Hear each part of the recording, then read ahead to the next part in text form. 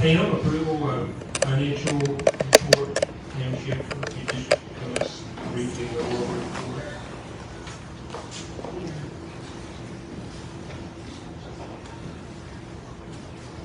It is really good to be meeting in person, so this is exciting.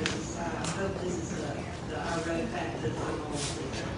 That's very exciting. But the financial report's on the back of your agenda. If anybody wants to look at it, this is our report from July 1 of 21, beginning of our fiscal year through the end of February. So we began the year with $149,401. And there is a list over there of all of our receipts, broken down by project. So our total receipts have been $135,146. There's also a list of all of our receipts by project. That's $158,000. So we ended up on February 28th with $77,148 of restricted funds and $48,781 in unrestricted. So a total of $125,930. Any questions?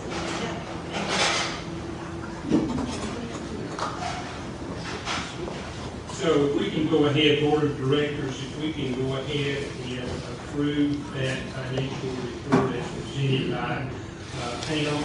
So I need a motion and a second on that. Motion by Mary, second by Joe. Any questions, discussion? Board of Directors, all in favor? All opposed? Motion carries.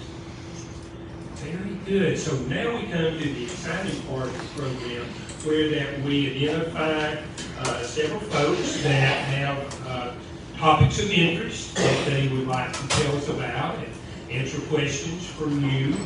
So first of all, Mr. Bob Ware will be coming up, and he's going to be talking about the Graham County points map. So Bob, come right on up.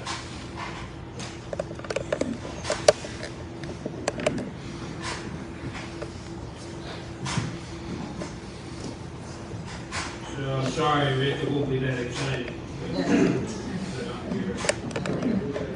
So about 4 years ago, Rick Davis was in charge of Great and decided to redesign the county map, which the committee did over a year or so. And I was part of that. Later on, did a tear-off map that you could drive with that has all of the natural assets on one side and driving loops on the other. And those are all available through travel and tourism. Later on, I think through Rick's initiative, he hired a company that has a points map presentation out of Chattanooga.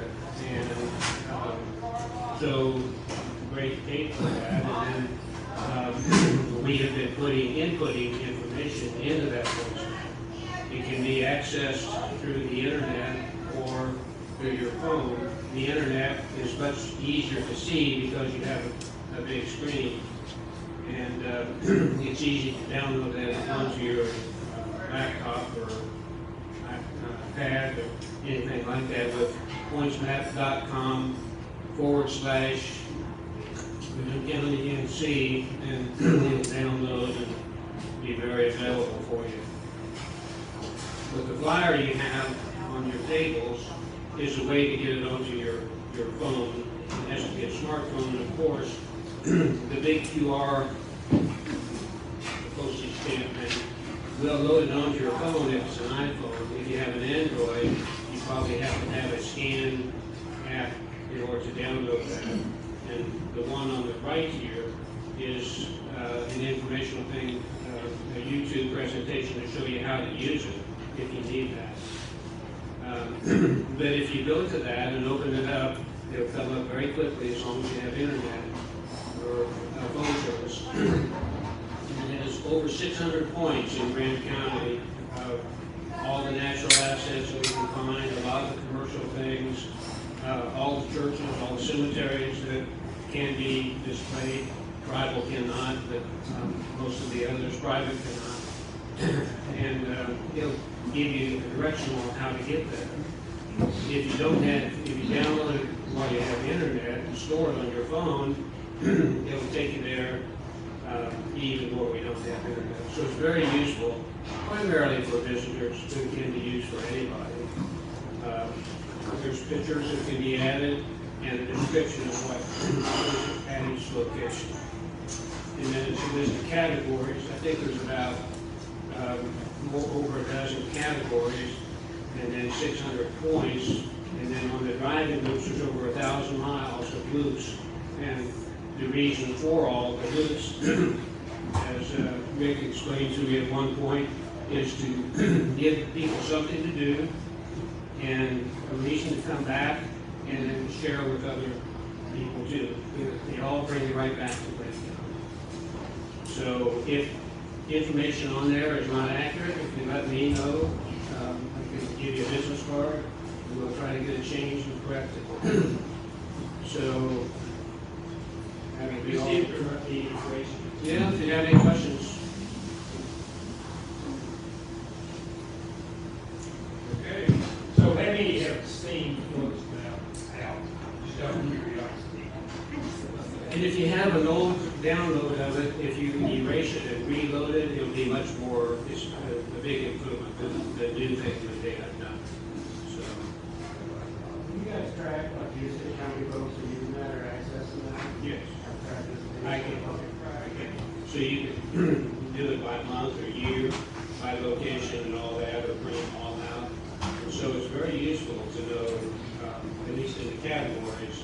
I don't think you can do each individual site, but you can categories. So, yeah, I think it'd be very useful in the future to go from year to year and see how things are moving.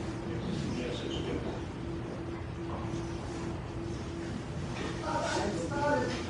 On Facebook, the Fiat Alpha Club, which is running their day rallies. So I'll see if I can send that information over to them. Okay. I know they've got loops all over the place, but there's the first one. Well, and if there's any event, all the events that I know about are also on there. So you go to the events and you'll have weekly events like the Dancing on the Square or the Sequoia Valley information for the evening programs. Those are all on there. The river releases are on there. Everything. When I get the information, I'll add it to it. So I don't have the information. I'm not sure about that one. But the Art Club coming up on May 7th is there, as well as the Taylor Hicks show that will be at the Legal Stadium, 6 o'clock at night. So we'll be good on. Thank you so much.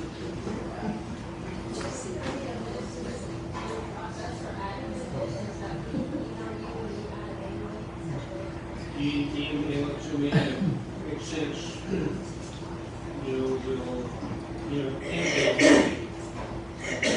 Promotional ad or something like that, but if it's something that would benefit the people in this county or benefit this county, then that's what I think should be. So for example, we have the Easter egg hunt that cities go to, if it's there, but if it's not, that block, They put it on there and, once you go on the computer is what I recommend, and then see how it's all done. If you have recommendations for doing something different, we'll do our best to make that happen. There you go. But it's interesting and kind of fun. If you can imagine 1,000 miles of roads, and each one of those curves requires the click of a computer anywhere from 5 to 10 or 20 times, and how many curves you have, for instance, one on the other dragon. So that's what's involved in creating a loop. And one of them goes up into Smoky, down to Franklin, and Murphy, and wherever we can take people to show them something of interest and bring them right back. Yeah. Locked in, finally.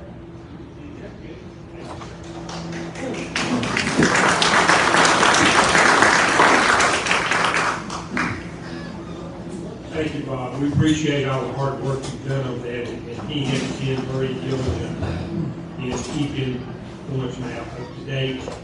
If it wasn't for you, we wouldn't have voicemail. So thank you, Bob. I appreciate it so much. Okay, next on the agenda is Tobin Roganier. How was that, Tobin? All right. So, just made his appointments this morning. Come on up and talk about virtual storefronts. Tobin.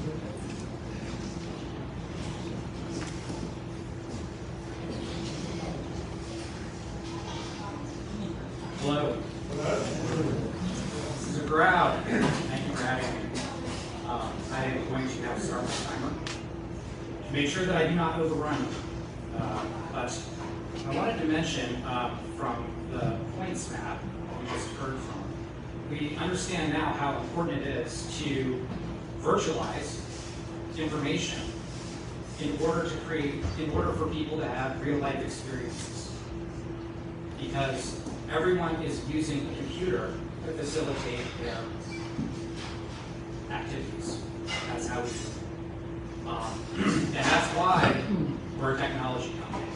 We're a technology company not because we inherently love technology, but because we love real-life businesses, and we want to create technology that is relevant to the people to connect them to those businesses. That's what virtual storefronts does. We're an alternative to e-commerce that does not put a burden on the merchant. They don't have to do anything after we onboard them. Merchants love this. 68% of the merchants in our pilot in Andrews, North Carolina are using virtual storefronts as their website solution. What is the problem here in 2022? The problem is, among other problems, but the problem for the Main Street merchant is that they are not online. How is that possible in a world where we have Google, Facebook, all of these technology solutions that have been provided to merchants that every guru says, get on your Facebook page, get on your Google listing, and yet still merchants are flocking to our business and paying us cash money to create a website solution. Why? Because Google does not solve their problem. Facebook does not solve their problem. What those companies do is they give local merchants another problem to solve. You have to run your Facebook page. You're a slave to their system. They don't make it easy for you because you're not their customer. I was getting my hair cut in Andrews the other day, and my stylist said, Sherry says, I get all these calls for the Google business listing. I never even asked for Google business listing. She never even wanted one. They made one without her consent. And now she gets 5 spam calls a day. She's like, I guess it's probably helping, but I would rather not have them. They're giving those businesses a problem. We give businesses a solution. We're the technology company. Technology is a problem. It's hard to run a technology company. But we are doing it to save the merchant from having to deal with technology. That, we believe, is the future and very wise. So, that is the problem specifically that we're solving for our merchants. The way that we solve it is by creating a simple, it's a simple web page, but this web page has more information than 99% of websites, and it takes 30 minutes to set up. The reason it has so much information is because we create a word picture of the business, keywords, so that when shoppers see this listing, they see everything the business does. Oh, you've got early bird special for grandma, you've got vegan options for your niece, you have beers on tap for me and my brother. Everything can be planned with a single visit to any virtual storefront that puts Main Street online on Main Street's terms, not on Silicon Valley's terms. And we do it for a price that is unbeatable. $99 per year.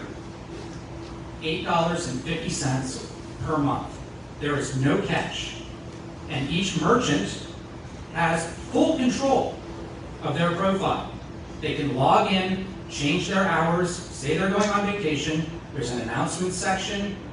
It has everything they need, and they control it, and they don't have to register a URL. That's what virtual storefronts is. The way that we started was boutique. I personally, the pilot of virtual storefronts, Kogan, went to businesses all over Cherokee County, had a conversation, listened to what they were saying, and 8 out of 10 times they were buying. 8 out of 10 times. They purchased, they paid out of pocket for this because this is what they want. They want independence with their web presence. So we did boutique onboarding. As in, I keyworded the businesses. Now we're building artificial intelligence so that people will be able to onboard themselves or will assist them when they onboard. We're also not doing retail sales. We're still taking in new businesses because we have requests. However, we're not coming here to Robbinsville to do door-to-door retail. We're working with people like Russ Harris and others who are economic developers in the area to create a regional solution to do what Points is doing, which is to create an information cloud that helps everyone here connect in real life with local shops that are locally owned and non-franchised, that return 3.5 times as much revenue, economic activity to the local businesses. That's what we do at virtual storefronts. Any questions? Just raise your hand and I will call on you. Like this is a class.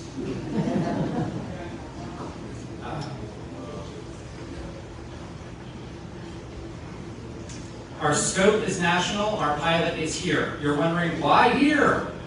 Why in the middle of nowhere? Why are you doing your pilot here? Right? I don't actually believe this is in the middle of nowhere. I really love it here. We're doing it rural because we're showing how anyone can adopt it, number one. We have a non-technical audience, number one. Number two, we're creating density with our keywords. We're building economic development infrastructure in Cherokee County. There's 3,000 solutions at virtualstorefronts.com right now for local shoppers. Anyone can go there and type in what they want and find the local business that has it. That is economic development infrastructure, where we are the matchmakers, we connect the shoppers to the shops. I have a question. I'm ready for your hateful question.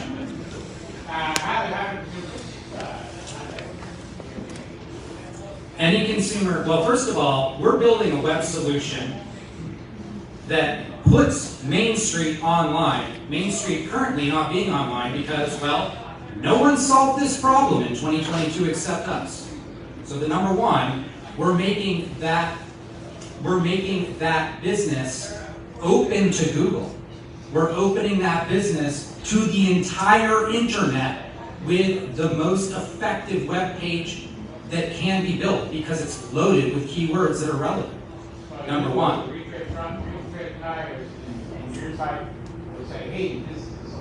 Yes, we are a search result for the keywords for many of our businesses in Cherokee County, yes, on Google, for sure. In the future, we're betting that the public can learn one web address in order to figure out how to connect locally. Already, we're quite a large news story. We have free media that we've earned.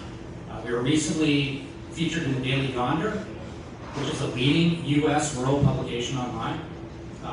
We've been featured in British Beauty News, which is it's actually an international journal.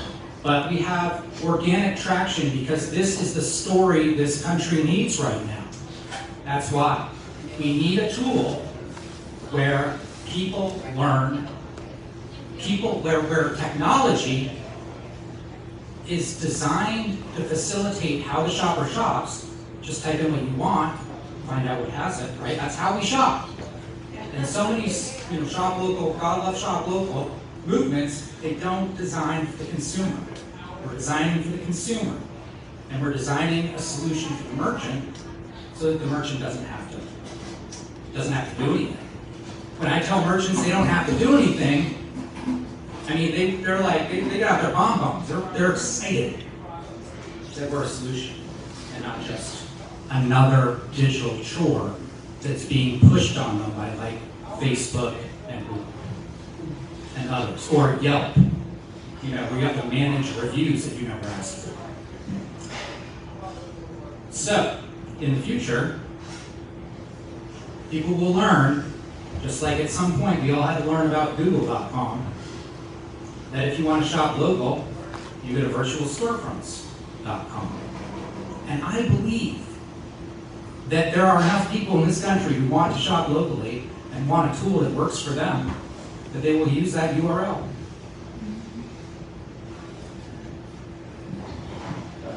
Ray, this is Ray. Ray is one of our ambassadors, our first ambassador. I just wanted to say that two examples personally I use is I went to the Virtual Storefront webpage, it's from Google, and I just plugged in tree cutting service, and I completely forgot that our mayor, Dave Reed, owns a tree cutting service, and I go, oh shoot, I know James, I'll call him up and use the tree cutting service. It was Virtual Storefront that let me do that. And then the other example was Marla, my wife wanted to find honey, and local honey around there. She didn't want to buy, you don't know what you're getting if you're buying honey from China or whatever. So we looked at local honey, and who would have thought that Cups and Cones was on Virtual Storefront to sell local honey? I mean, that place sells ice cream, other things, but I had no idea they sold honey in there. So we went over there and bought some honey.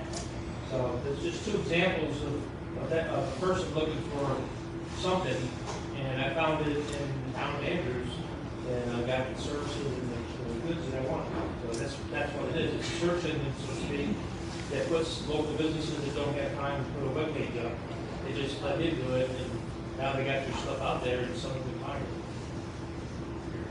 it. Thank you, Ray. Thank you. Those are two great examples. So that's thousands of dollars of business facilitated by virtual storefronts going to a local merchant who is returning 3.5 times the value, at least 3.5 times the value of any kind of conglomerate or corporate sale, which by default, Facebook and Google are rigged for in those advantages. Those are white-collar, corporate design systems. We are designed to reward the local merchant based on the location that they are. It's based on your location, where you search from. The closest business that has it is the first result. The second closest is the second result. It's a very simple formula, and it's not changing. Google does a press release about how to do SEO on your website every month. It changes all the time. Who on Main Street wants to deal with that? Of course people aren't building websites. So we create a fixed solution. The merchants like the fact that it's a fixed formula that doesn't change, that rewards them for their physical location. It rewards them for keeping a store open on Main Street. And rewards them because we're excluding corporations and big box entirely and very unfairly from our platform. We're very fine with that. Okay, I think that we've taken enough. Oh, one thing about the local honey. If you do a search for local honey at virtualstorefronts.com, you will find that Dean's has local honey. And Dean's is essentially a music store. Tell me if Google, thank you, there we go. Tell me if you Google local honey, let me know if they come up with Dean's in Andrews. I don't think they will. Thank you all very much. I have these flyers. I'll leave them up here. And grab one before you go if you'd like to talk more about this. My name is Toby. Thank you.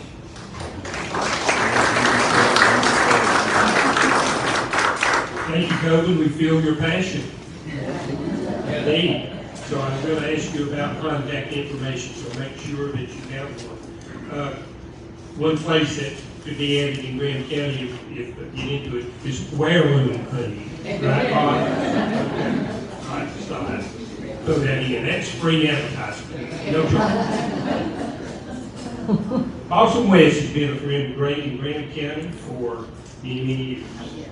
Matt, we appreciate your partnership that you've had with great organization and all the work that you've been doing and the company's been doing in Graham County. We just look forward to the day when a bunch of us have real reliable internet. I know that that's on your mind and everybody's mind probably in the room. So Matt, come on up and bring us some information from Matt. Also with Matt Sanger. Yeah, I'd say this beats seeing a bunch of squares on a computer screen. So, appreciate everybody coming out. It's great to see everybody. I don't know if you're still collecting dollars. Well, just a quick couple of updates as it relates to broadband in Graham County. I know on the agenda it lists Skyway. A few months ago, we acquired a company called Skyway. They're a WISP, a wireless internet service provider out of Bryson City. And part of that purchase was to help Balsam West in our effort to expand broadband. And part of our plan is not only being what's called a middle mile provider. We have this fiber optic network that runs throughout the western part of North Carolina. But the challenge has been extending the network to people actually need internet service. And as we all know, Graham County, Robbinsville, very rural area. So with wireless, that solves one of the problems, but one of the problems is with wireless, with most frequencies, you need what's called clear line of sight. And a lot of people don't have clear line of sight to one of our towers and can't get service. What I can say we are currently doing is we're using existing assets to expand that service, but we've also purchased a licensed frequency. It's called Citizen Band Broadband Radio Service. And that's actually near line of sight service. It gives us the ability to offer up to 50 megs. We're in the process of deploying that now. You can actually go to our website at balsamwest.net and put in your service address under the residential tab. And sometimes you're able to see immediately if you're a candidate for service. If not, a site survey is put in, and it generally takes 7 to 10 days to get the results back if you're a candidate for service. If you're not, we are logging that information. And as we expand service, if you come up as a candidate for service, we'll certainly be reaching out to you. As far as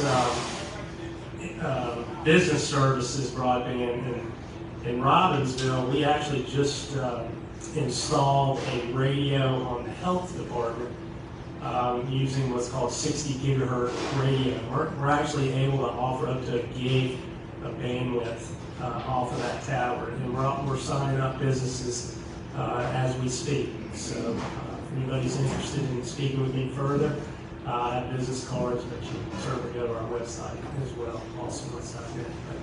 Appreciate everybody being here.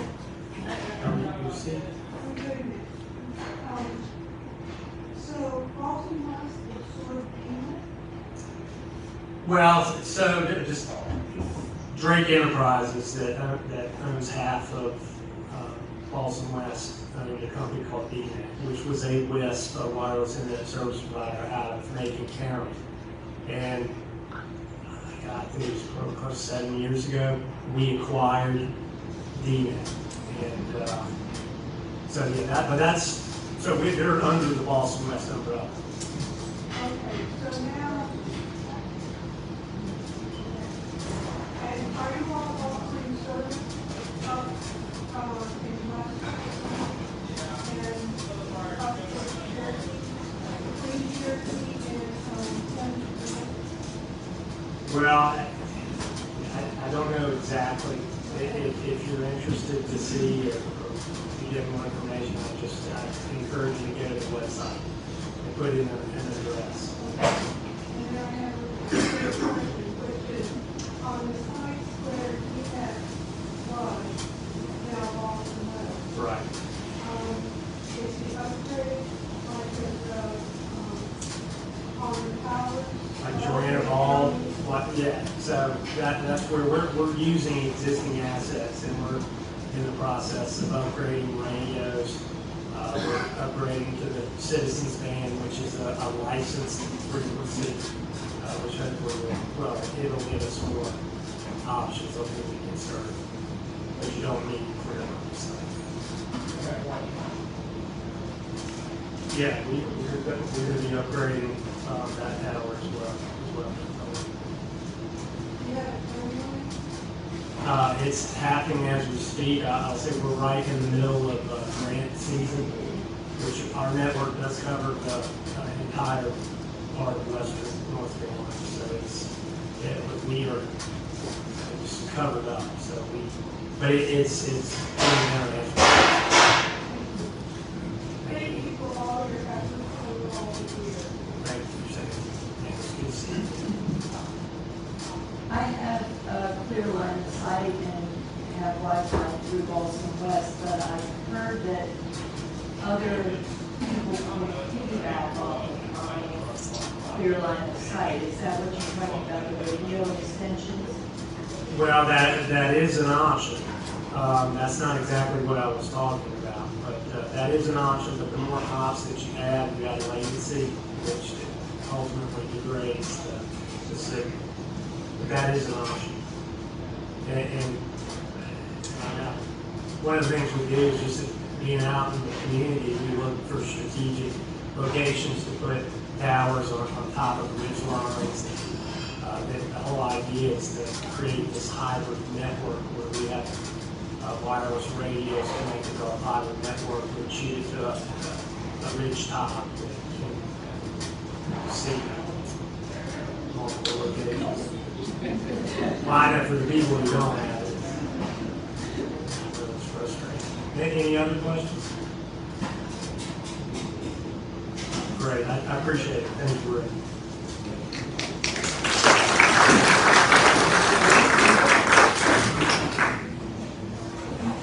Also, Wes wants to help. So Matt's here, and we'll be here after the meeting. So if you have another question, just grab into it.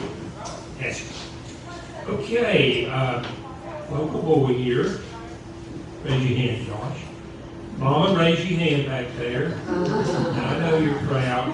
So, Josh Carpenter, most of us are familiar with Josh, and we're glad of your leadership, Josh, and come ahead and fill out the information that you have. So, thank you for being here. Thank you, everyone. Like I said, Rick took my thunder. I was going to introduce my mom, but I have 6 very important women in my life, and one of them is in the back of the room today. So glad to be here. Glad to be a part of the group. If anybody can't hear me, please let me know, and I'll try to use this mic as the best of our ability. My ability. I don't usually these things. But I am going to do a short PowerPoint. Who's excited about that? I am. It only has 105 slides. I'll be excited. And we all can go home and happy. How does that sound?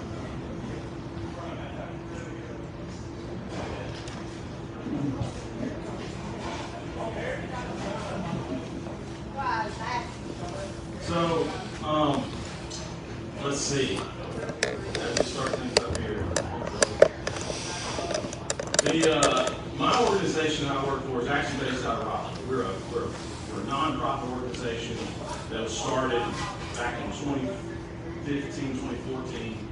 And we cover the entire state. We do economic development for the state of North Carolina. And I support local communities like Graham. I support 13 of them here in the western state. So I'll talk a little bit about that first. And then I'm going to go into some workforce development trends. So it's really great to see here at the meeting, we've already talked about some pretty high-level economic development topics. We've got some business development ideas. That has some infrastructure. And the last thing on the economic development front is always workforce. Zellery hit it this morning. Yep, every business I talk to, without a doubt, one of the first questions out of their mouth is, how can I find more people? And so in a second, I'm going to some of the information that I have available to us. We'll talk about that.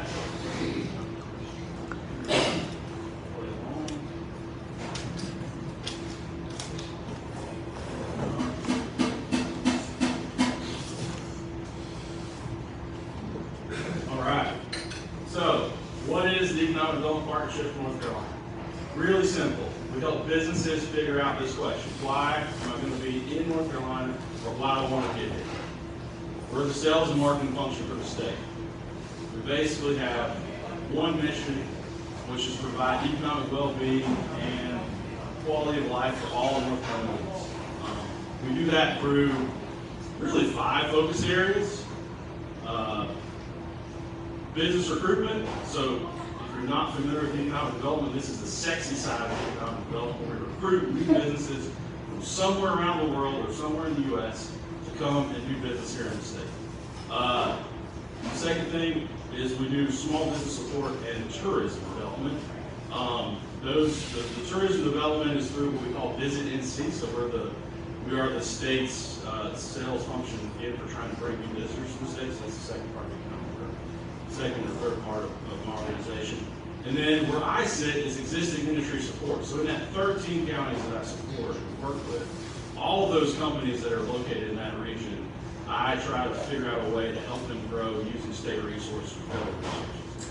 So those are some things. And then a little known fact about my organization, and one that I try to preach more often than not, is we have an amazing international trade function. So if you want to export a product around the world, we have an amazing set of resources and managers that can help you take that product and sell it somewhere outside the U.S.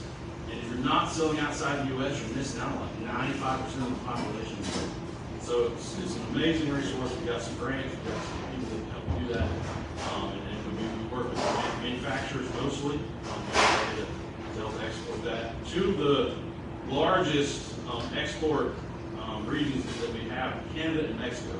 Pretty obvious. North Carolina sells most of its products to Canada and Mexico. Then we have offices in places like Japan, we have one in India, we also have one in Dubai. So if you're looking for marketing those regions, we can do that as well. So again, business recruitment, existing industry support, tourism, small business support, those are the areas that we touch. And again, it's trying to bring new money to the state of North Carolina and create jobs and investment. All right, so like I said, we're going to talk about workforce development trends. Who here has either had a job in the past or may have looked for one or has one now?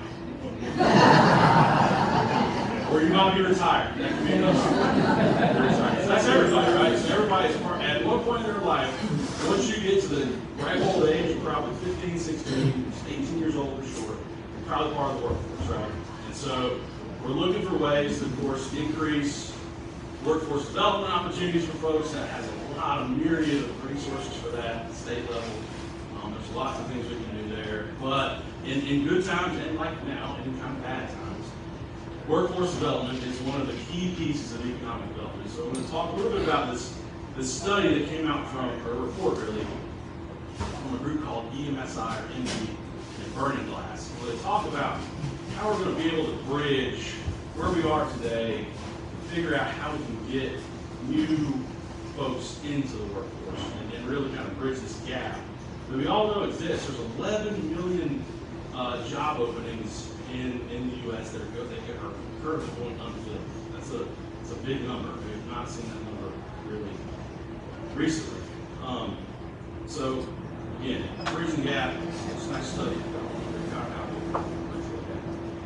And I won't go through the entire thing, but the important things to take away from that, there are three things that we kind of outline, or just outline in the study, that are really affecting workforce development. First is this labor force participation rate. Not talking about unemployed folks, not talking about the unemployment rate. This is how many people are sitting on the sidelines, not engaging in the workforce. Second thing, child care costs and personal savings.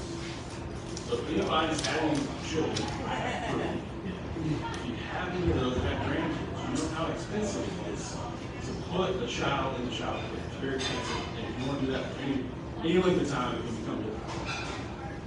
The third thing is immigration and how that affects our workforce development trends. So those are the three areas that really, right now, we can have some impact in our workforce development.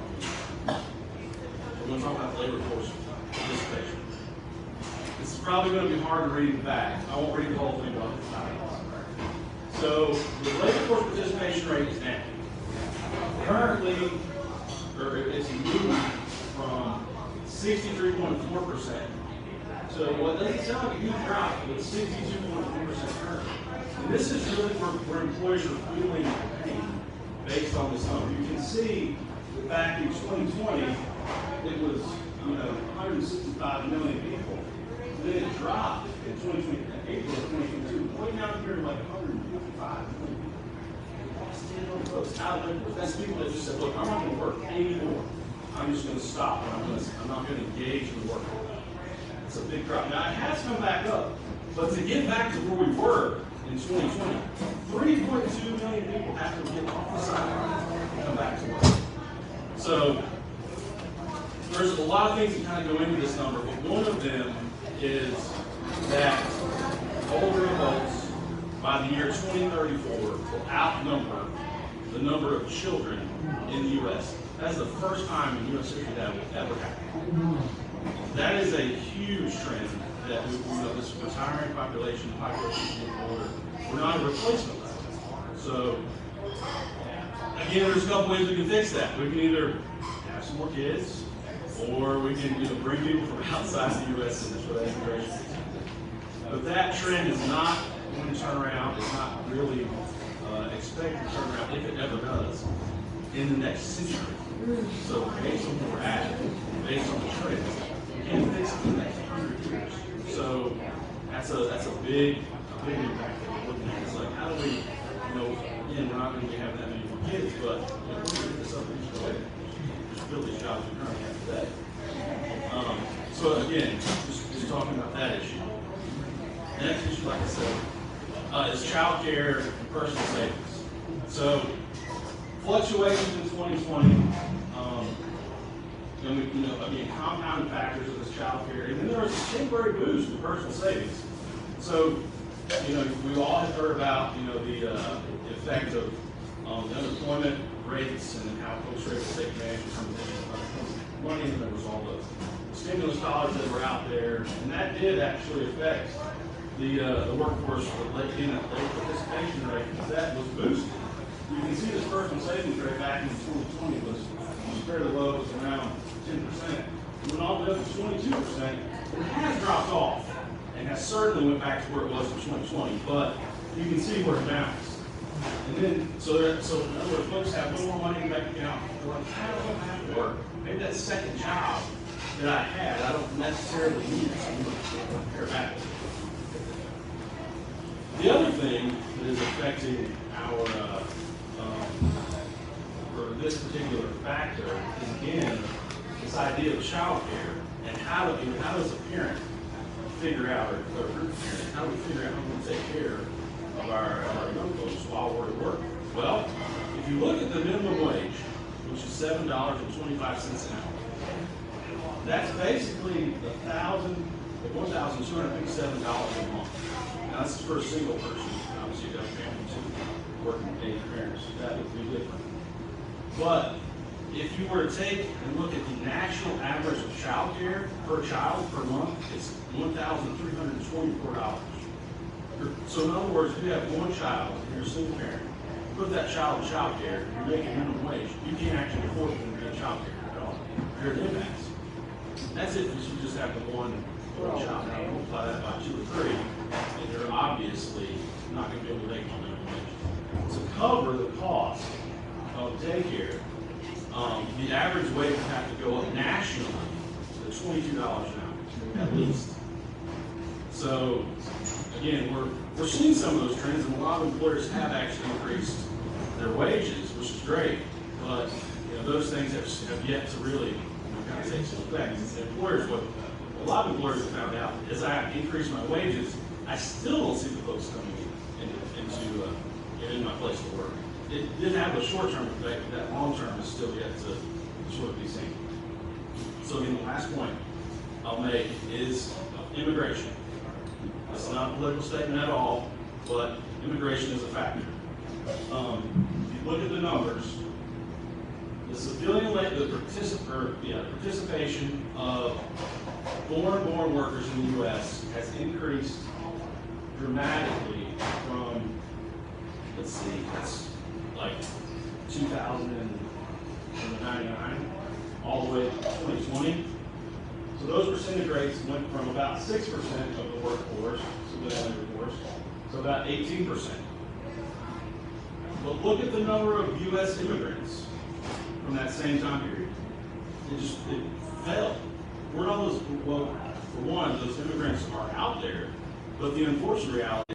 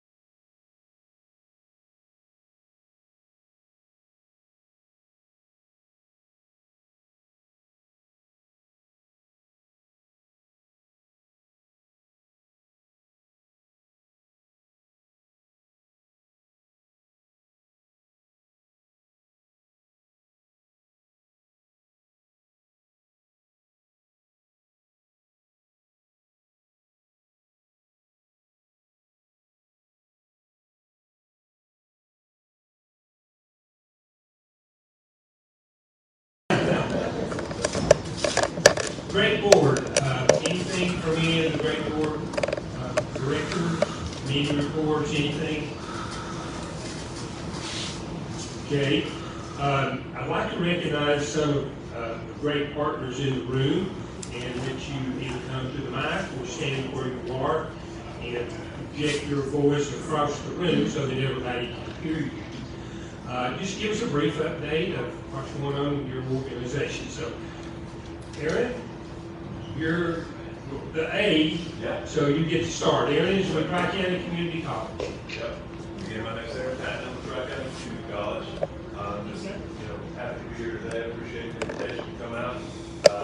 Some of the great things that are going on. That's a murder, isn't it? And just like to be partners to address these issues. Thanks for having me. Very good. So, I'm sure Aaron and each one of the people will be around after the meeting if you have any questions. Amber, you want to come up here? You want to say? I don't know. I should go there. All right. I was gonna say, Josh stole one of my phrases, so we'll get to that. You know, No, we'll get to it. But anyway, I heard everybody's gasp when he was talking about, like, this is a 100-year problem. I really appreciated that. That was very educational, very eye-opening for everyone. I think we're in a great situation. But I've done my part. I've got 6 kids, so you guys must have. Anyway, I'm very happy to be here. I spent this is my 2nd week at the Steve Valley Center. It feels like 2 months. Every day feels like a week with the amount of stuff that I'm learning, the amount of programs that they're offering. I will let you know that that building is a busy place. There are people in and out. It is used every single day. Rick did mention our Easter egg contest. That's our next event that's coming up April 9th. Looking for volunteers to help with that if you guys want to. The concert series was mentioned. That program was established already when I was hired. So we have 10 concerts coming up. Season passes are on sale, $200 for season pass. You can pick your seat. We'll put a nice little cushion on it for you. And we've got some music for everyone, whether you like the old brass or the new brass. We've got bands for you. One of my favorite bands that I've seen a couple times out in Charlotte will be here this season. They are the Chatting Rabbits, and the wife is the banjo player. And let me tell you, she's good. She's really good. So one of the things that I'm just doing is just assessing the building and seeing what our rooms are used for and how our rooms are used. And we have visitors almost every single day coming in from out of the county. So one of the things that you should think about the Steve Valley Center is one of the main gateways into the county. We're right there, just past the county line, and people are coming in. We're one of the first places they stop. So I would really like to work on developing partnerships, knowing what's going on the other side of the mountain, which comes to my phrase of bridging the gap.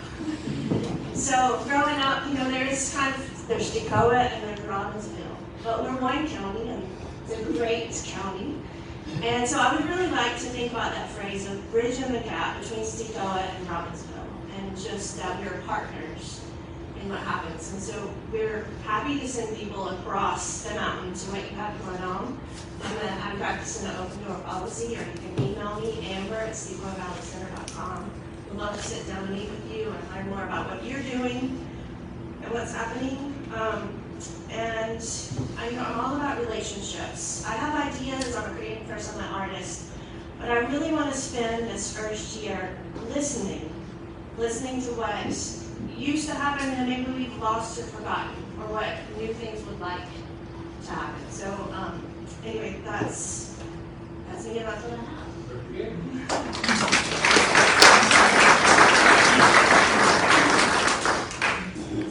Exciting time. Angie.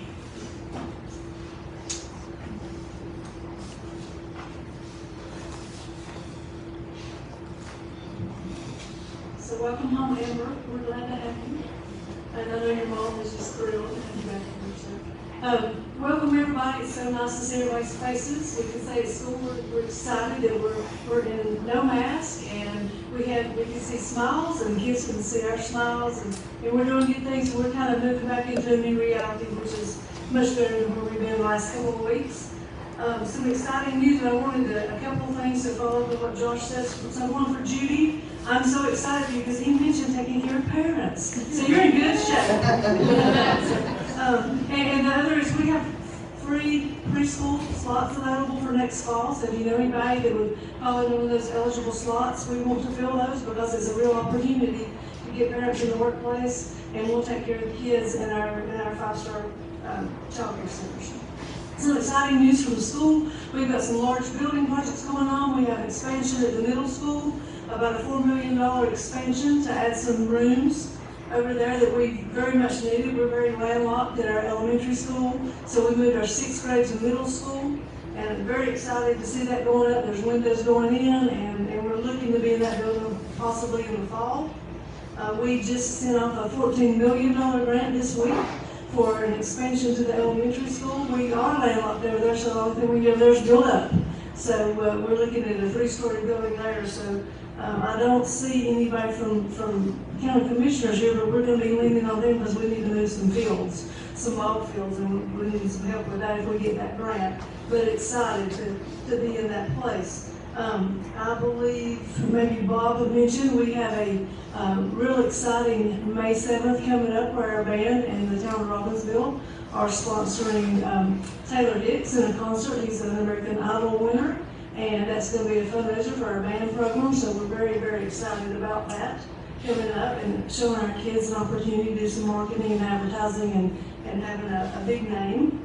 And then Michelle, actually the reason I'm up here, and I digress for other reasons, but the reason I'm up here, Michelle had asked me to speak about an initiative that we have going on. We have just recently submitted a grant to Golden Leaf for $500,000 for an education in a cup project. Essentially that would be moving our school-based businesses, our workforce development businesses that we already have at the school to a Main Street location. The town of Robbinsville graciously worked with Great in a partnership for a long-term lease there. And we've been working on the building jointly and have some other funds coming in, but we want to revitalize the old BFW building on Main Street and bring in a coffee/sandwich shop, and we already have an imprinting shop at the high school that is relatively busy, but would be incredibly busy if we were in a spot where the public could have access. Our plan is to work through our CTE program and workforce development initiatives to offer certifications that our students could earn going through that program, and we would actually touch very many students in our high school with different certifications there. So we're excited about that. We have our fingers crossed for funding there, and if not there, we're going to keep on looking for opportunities because we want our kids to be the most skilled, competent citizens that we can produce. We feel a great need to make sure we're meeting the needs of our county and our region, and we're really proud of what we're doing with our kids. So thank you.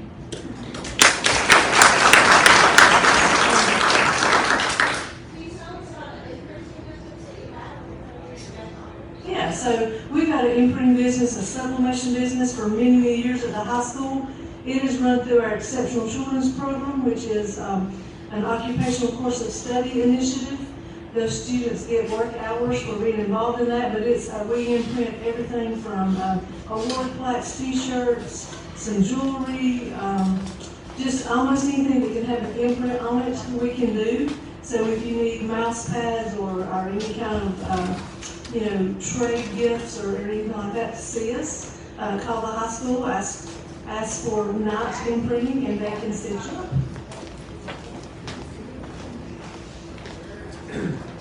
Thank you, Angel. A lot of things going on, that's for sure. Beth, with the health department? Guys, this is what it's all about. This is the great organization. This is, we bring partners together and share and work together, so. Hi, I'm Beth, I'm the sales director. I'm not going to talk about COVID.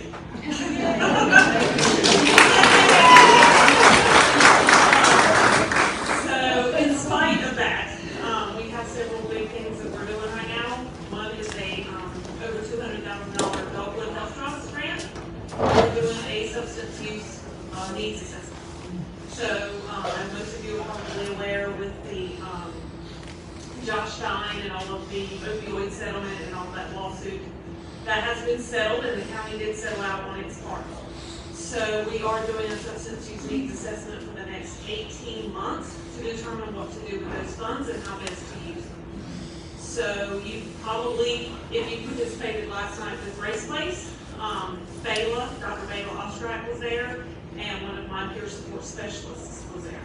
And they were there to start recruiting for the interview process, where they will be interviewing those those with substance use or have been affected by substance use. And what comes out of those in-depth interviews and those focus groups will help determine what we do as far as a strategic plan for those funds. We also have our 2 peer support specialists on staff, which is Bethany and Clint. You guys may have run into them at some point. They spend a lot of time out in the community, but they have placed people in the workforce very successfully.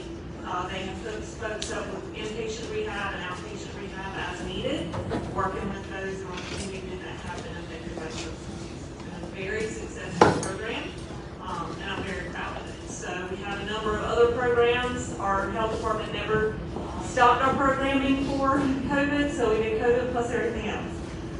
But our substance use program is probably our newest addition. But after our 18 months with Dogwood Health Trust, we will be continuing on that project for the implementation phase of that. So you'll probably see some more information on that as the project wears on.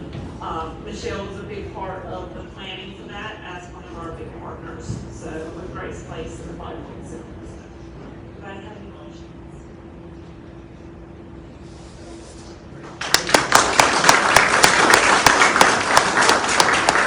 Brandon, anything from Fontana Marina? Yeah, I met with the National Park this week, and they're pulling all their COVID restrictions out. So the cemetery decorations this year are going to be full blown, all of it's going forward. But just as he said, with the children that not here and the elders are more, we're losing participants. So if anybody can help bring people to see their cemetery, they need some help with that because they're losing each year. It's smaller. If it's too small in the park, they'll start pulling back also. Everything else is good, man. Good. Reviews are great. We've got the clean end of the lake now in Graham County. Those Google reviews he spoke of, they're actually helping us. Look at Fontana Marina, their customers are loving that they're going from price and all of that. Working good. So yeah, cemetery decorations, that's what we do. Thank you, Brandon. Appreciate that. Yeah. Daniel, Green County Travel and Tourism.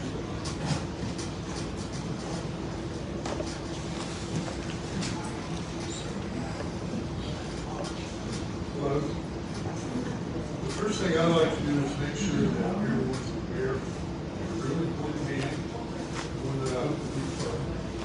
Next Tuesday, the 22nd, at 5:00 p.m. in the community building, there's a public meeting about celebrating Graham County's 150th anniversary. So we hope that each and every one of you will come there, bring your thoughts, if you have any kind of idea you have about how we should celebrate it, what should be done. And we're looking really to try to build a leadership team together. So please bring your friends, family, and anyone else. Thank you. As far as the travel and tourism is concerned, speaking from a visitor center perspective, we're already seeing more visitors right now this year than we normally do this time of year. And also, I think it's interesting that we've had more of our accommodation partners coming in this early to replenish their stock of our maps that Bob has worked so hard on, and all our visitors guides and all the material that we have, the assets we have here in Empire. As far as projects, we're busier than we've ever been. We're working on a number of projects with a number of different partners. Those partners include the Graham County Historical Association, Graham County Festivals, Fading Voices, the Graham County Farmers Market, and a number of other organizations. We're also in the process of thanks in large part to the great organization and some of the work they've done to try to really reactivate and reconstitute the Destination Marketing Council, which the Graham County Strategic Tourism Plan recommended that we create a Destination Marketing Council that was basically composed of all the different TDAs in the county and their representatives and obviously other partners that need to be represented on that. So that's one thing that we met several years ago for a time or two, kind of really didn't quite fall apart, but we just didn't put the emphasis and the time and energy into it that we needed to, so we're trying to get that reconstituted. And a lot of it is in part of some of the work that was done recently by the follow-up study, which is trying to develop a county-wide promotion plan for travel tourism. Another couple of things, two other things actually. We're right now working to coordinate a visit from an executive editor of one of the regional publications. She and her traveling companion will be here during April, and so we are excited about that. We're excited for that kind of opportunity. That's really kind of the next step we've been working to get to. Is to really hour going out and meeting people that that will give us an opportunity to be promoted on a much wider basis. The other thing that I was really proud of is recently our board voted to let us take the next step. I don't know if y'all are aware of it or not, but last year we developed a YouTube channel that's been highly successful. Our social media people have developed a number of videos to promote the county. Some of them even began with social distancing and that kind of thing. You've seen some, but that's, and we do it on all our platforms of Instagram, Facebook, and on YouTube channel. What happened though several weeks ago was that they allowed us to engage a two-time Emmy Award-winning videographer. And his claim to fame really is the way he tells the stories. So in doing that, we're going to produce a series of 5 or maybe 6 videos about Graham County to help promote it. But these are going to be videos that are filmed in a television format. So they'll be available for a much different audience than what we've appealed to thus far. So we're excited about that.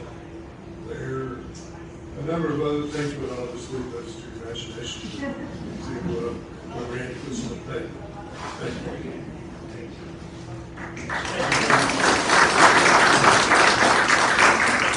Thank you for your leadership, Daniel. Things are progressing along, that's for sure. Debbie, County of Robbinsville and Robbinsville TDA. I guess most of you know me from the post office. Yeah.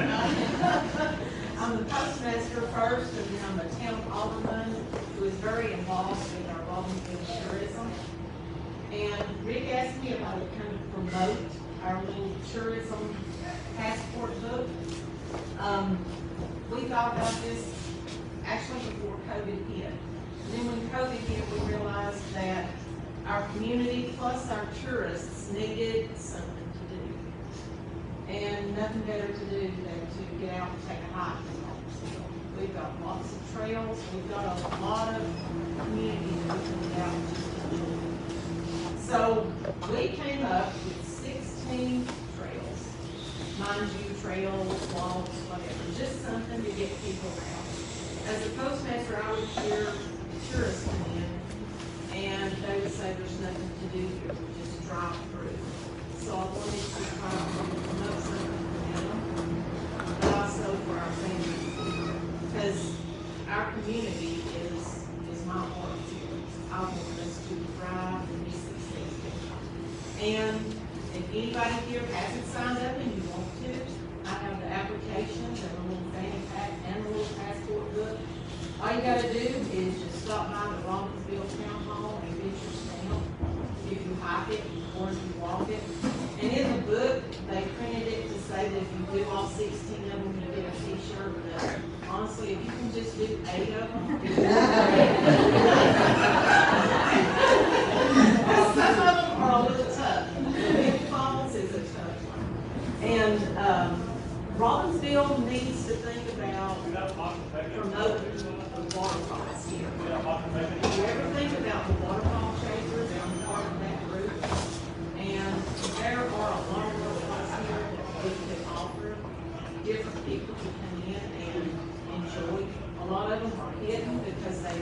being kept up. And thanks to Joyce Gilmer Friends, they've kept a lot of these trails in good shape. And I don't know if any of them are here, but thank you for your hard work. And, thank you very much, yeah. It's very well appreciated. All I can say is that the Romansville Tourism is looking forward to the car show. And if you go out and you do get these and you see a little passport adventure sign, Night Printing done it, and they've done it very, very well. So get out and hike. You don't need internet, you don't need nothing but a good pair of shoes and a bottle of water. Thank you very much.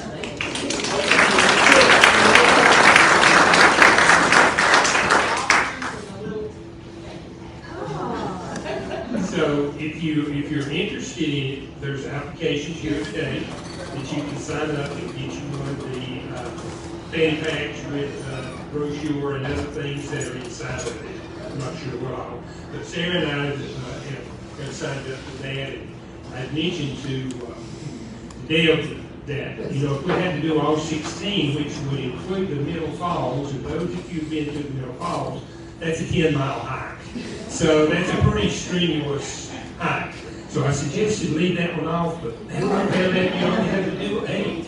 So she's going to give away a lot of t-shirts, I'm sure. So anyway, thank you, Dave. Appreciate that.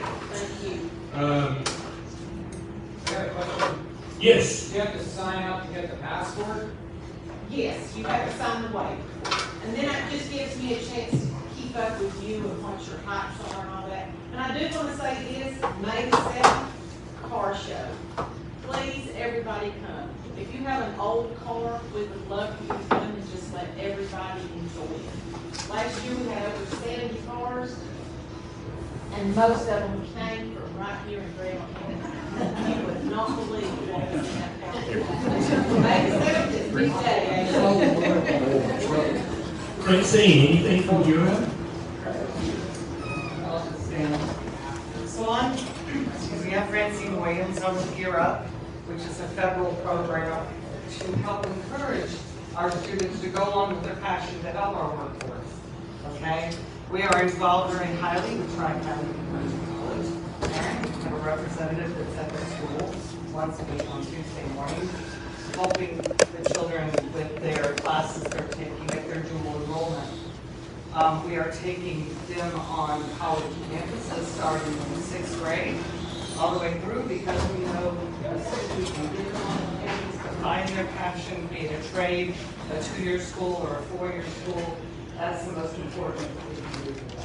So we're working on that now that we are free to actually get on campuses and get them on. Really good. Did I understand correctly that Gear Up was refunded again? Congratulations. That's wonderful. 4 more years? So now we have 5.5. Great. Yeah, great. yeah, through 2027. Thank you very much. Thank you. Katie, anything from partners? We've had a busy year of clearing trails, a lot of trees down this year. We work on the parking lot at Joyce Gilmer and the trail there and trails throughout the wilderness. Taking out trees, vines, thorns, you name it. We have a new president, Lynn Sheffield, who's the president now. He couldn't be here today, or he would have been. We have a nice little grant from the Wilderness Society, courtesy of the representative, the Wilderness Society representative who comes here and loves Graham County, Jill Goddison. And we will be partnering with travel and tourism and the county over the next few months to decide how to spend that money. So there'll be more to report next fall. We will have some plans. Thank you, Katie. Appreciate that. Russ, Region A Commission. Great partner for Graham County. Good group.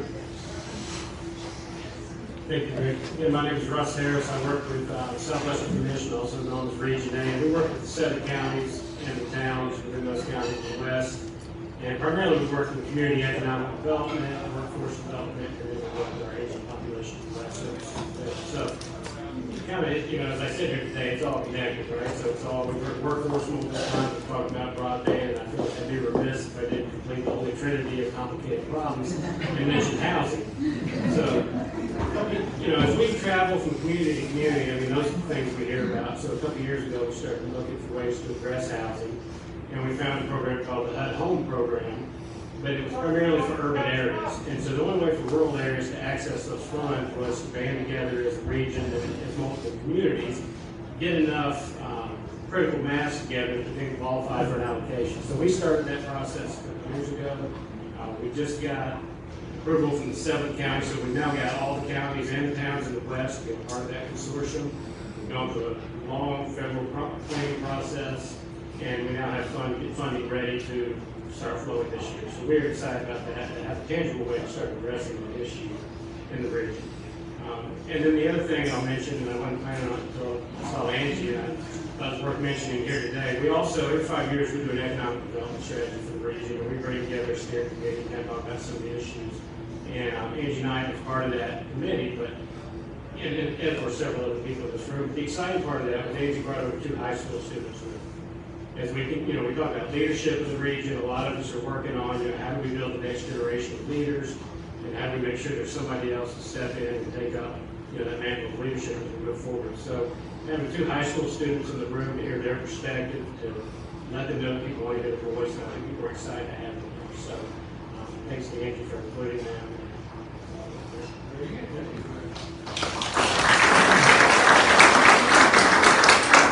Congratulations, Russ, on your, not recent, but fairly recent promotion to director. So we know there's good things coming. Rory, Dental Health Foundation.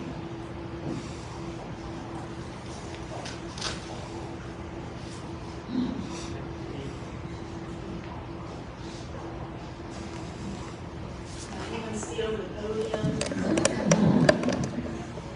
I have been at a speaking opportunity before where they had to give me a little stool, so I'm glad to do that here. It's great to be here again. I appreciated Amber's comments about how it's a priority for her right now to listen, because that's what we have been doing a lot of and at the Untitled Health Foundation. I'm Lori Bailey, and my colleague back here is Lisa Duff. For those of you that are on our email listserv, that's who you primarily get communications from. So if you want to put a face with that name, there she is. But we have been around since 2019, and we cover the 6 westernmost counties, so Jackson County West.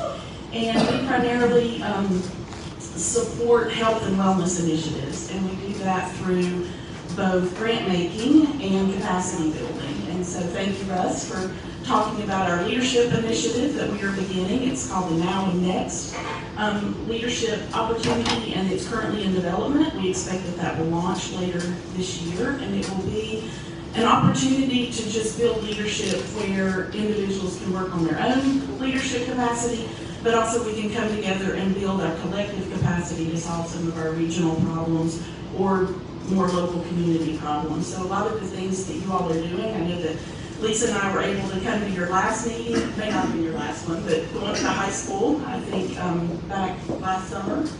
And as we were driving home together, we talked about how what you're doing here in Gray is a wonderful, almost just great example of how a community can come together with different people and bring people together to really have that collective problem solving.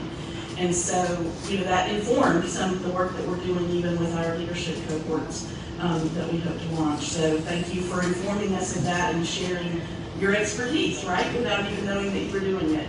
We appreciate that. The other way that we do capacity building is just working with individual organizations to try to make connections with others that they can partner with. We also want to leverage dollars external to this region, right, because that's, save our own money for as long as we can, but look to federal, state, and other foundation sources that can fund some of the initiatives that we want to start here. So we like to hear from people individually as well as the learning that we do in groups like this. And for Lisa and I, it sparks opportunities for us to look for other funds that we can leverage in the community and help people with either grant writing, supporting you through just being a critique or connecting you with resources or just brainstorming how different funding sources might apply to your problem. So if you have initiatives that you're seeking money for, in addition to making requests to us, which I'll talk about in a minute, you can also talk to us about what else is out there, and we're happy to try to make those connections. And we've been successful in doing that with some people around the region, so we want to do that more for Grand County. I will say before I move into grant making that Angie is our representative on our board from Grand County, and so she's another really good connection to learn about us and what we're doing. And we do appreciate Russ for providing his expertise to us and the work that we do. So then finally, our grant making will launch in April. So if you all are looking for potential funds from us, we'll have 2 grant cycles again this year, but they are changing a little bit this year. Our Nimble grant, which is needs immediately met, and it's primarily for things like small capital resources or stability funds or maybe very small projects, because it has a cap of $5,000, but we are moving that to a rolling basis, so there's not going to be a deadline for those grant applications. People can apply up until the point that we've run out of the funding that's been delegated for that for a particular year. So that should make it a little bit more flexible for you all when you're needing some of those more emergency funds to fill the need. And then our larger grant, which is called CHIP, it's a collaborative health initiative program. It is for you all to come together. You have to have, it has to show true collaboration. We like to see innovation where you're really showing new ways to solve problems, maybe that are continual problems.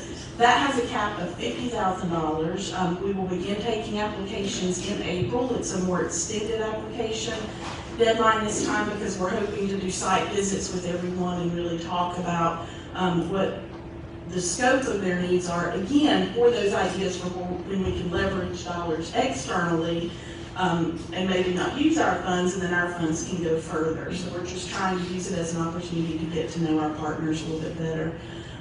So that grant deadline will be later in the year with the idea that those projects will be funded, awards made by the end of the year, with the projects being active for the 2023 year. So you would start using the money in January of 2023. Any questions? Thank you all for having me.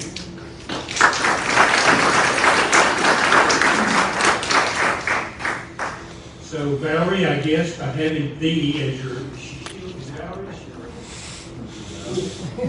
your? She has stepped out for the moment. Anybody else have anything? Beverly. Come on up, Beverly.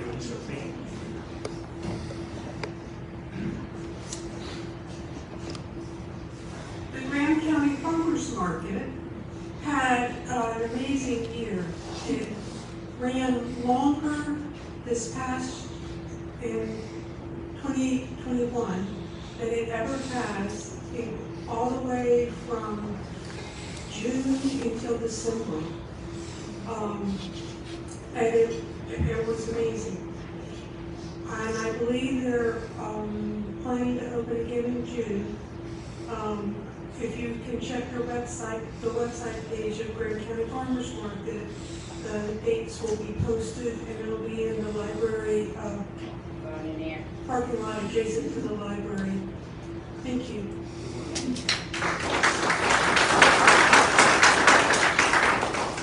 Valerie, I called your name. Oh! I said you had the D, so you're the last one, I guess. Anything from Topeka Lodge? Yeah, we're always hiring. Oh, there we go. I'm allowed.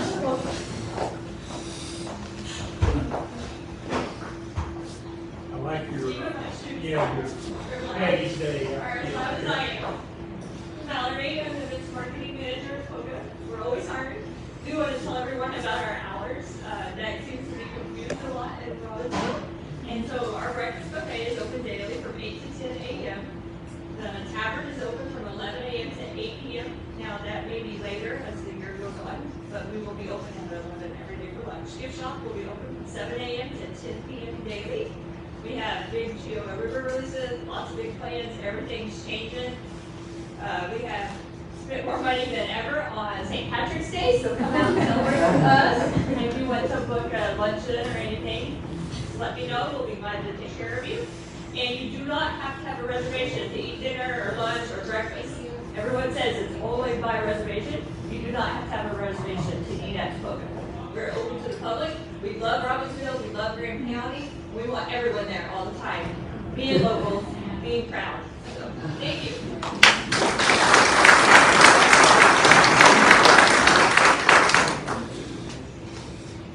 So if you enjoy women's fast pitch softball, and especially the Lady Knights, Valerie has 2 pitchers on that team, Faith and Memory. Oh, what happened to my memory? It's patience and memory. Patience, there you go. Okay, there you go. So, exciting thing. So come back and watch it. And you can watch them on the Grand Star YouTube page anytime as well. So. Yeah, that's right. We stream the games. So, yeah, if you guys miss out, we stream them on our YouTube page. Yeah, absolutely. You got that right. Thank you, Kevin, for doing that. We enjoyed those broadcasts. So thank you for that and for the coverage in the printed material. Thank you so much. Next, the Graham County Historical Association. Hi, I'm Max Buchanan. I'm one of the board members of the Graham County Historical Association. Kind of give you an update of where we stand right now. One of the things that part of our goal was that we were going to have the museum open this year, but we're way from it. And some of the things that we've had going on, kind of give you an update is where we do stand as far as the building and everything. The building is almost ours. We have one payment left in October, and the Snyder Building belongs to the Historical Association. So we're not that far on that, and we have had a estimate on the renovation for it, and that's, if I remember correctly, about $1.1 million. And so we're working on that of trying to do it in phases. And the number one phase we have to do is the biggest part of it, and it's going to cost us a pretty penny. We have to rewire the building, we have to put in bathrooms, and we have to put in elevators and redo our windows. That's our first thing that we have to get done. So we're working on that, and we're working on funds and everything, and we've been doing a few things along trying to raise funds. We've had rifles and things, and also one of our big things that we've been doing that we've raised a little bit on. I'm not sure the exact count right now, but I think we've raised close to 10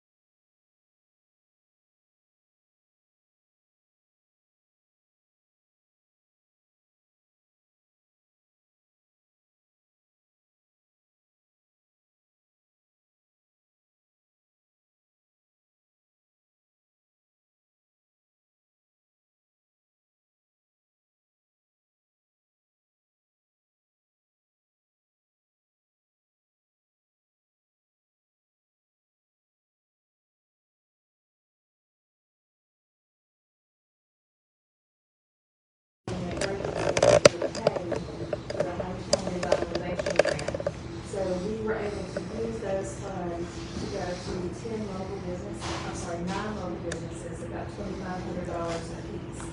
And then put it in an application. The funds can be used to either improve their physical or online storefronts, to cover the expense of precautions they have to take with pandemic materials, supplies, to upgrade what they were doing for pandemic precautions. So it was a very cool thing to get to help disperse those funds out to the local businesses. And we did have a small write-up in the paper that talked about that, but I wanted to also touch on it here so you can see ways that we have access that can help our local businesses. So the recipients of those were Taylor's Greenhouse, Levin's Insurance, the Produce and Country Store, Brown's Satellite Service, Miller's Snack Shack, Ski Dogs, Willow Tree, Ware Company, and Levin's Electric. So all of the great work to do with up there, appreciate that. The next thing that we're next for is a financial disaster. It is something we had talked about before COVID, and it's been tabled the last couple of weeks. So Michelle is looking for some grant funding. That's the next project that we have in mind. Thank you, Mary. Appreciate it. Anything else? Anybody? Mia, did you have something? Well, I've worked with a lot of people in the room over the years, and one of the great things that we got $1 million appropriation. There's about 8 RC&Ds, Resource Conservation Development, and a couple of the things that my share anyways, I'm coming into. I still want to work over there with your workforce for the recovery program, the housing recovery.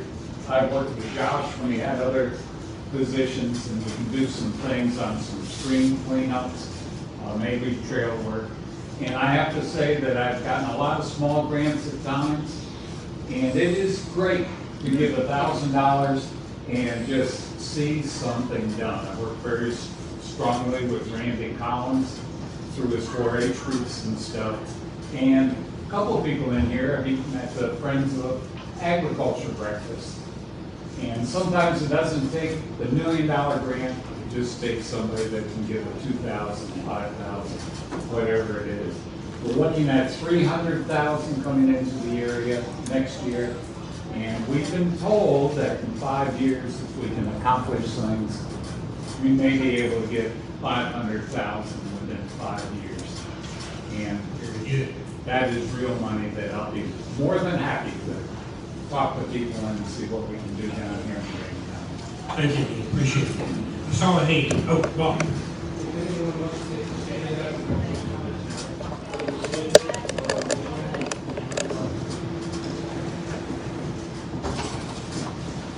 These are yours for the taking, if you will. Right. Okay, anything else? Thank you, guys. So great seeing you. Have a wonderful Wednesday. That's the day.